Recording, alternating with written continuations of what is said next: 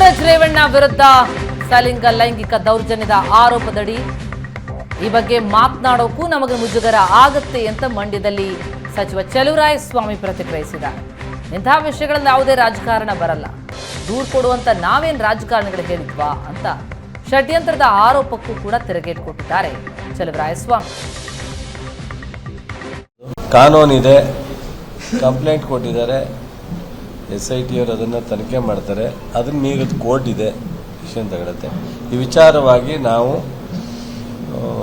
ಪಬ್ಲಿಕ್ನಲ್ಲಿ ಚರ್ಚೆ ಮಾಡೋ ಡಿಬೇಟ್ ಅಲ್ಲ. ನಮಗೂ ಅದರ ಬಗ್ಗೆ ಒಂದು ರೀತಿ ಮುಜುಗರ ಇದೆ.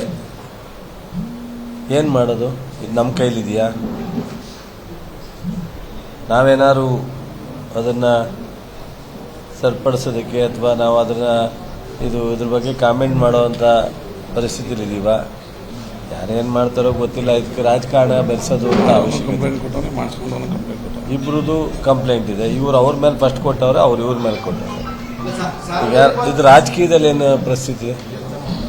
ಬಹುಶಃ ಸೂರಜ್ ರೇವಣ್ಣ ಫಸ್ಟ್ ಕಂಪ್ಲೇಂಟ್ ಕೊಟ್ಟಿದ್ದು ಅಂತ ಕಾಣುತ್ತೆ.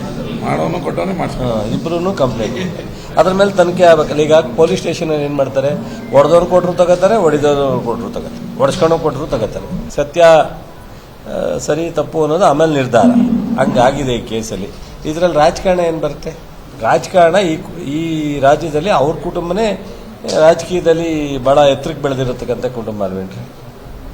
ಇಲ್ಲ ಬಿಡಿ, ಅದ್ರ ಬಗ್ಗೆ ಚರ್ಚೆ ಮಾಡದೇ ಇರೋದು ಒಳ್ಳೇದು ಅಂತ ನಾನು ಅನ್ಕೊಂಡೆ.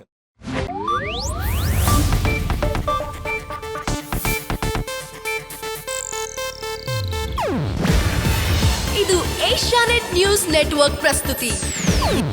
ನೀವು ನೋಡ್ತಿದ್ದೀರಾ ಏಷ್ಯಾನೆಟ್ ಸುವರ್ಣ ನ್ಯೂಸ್.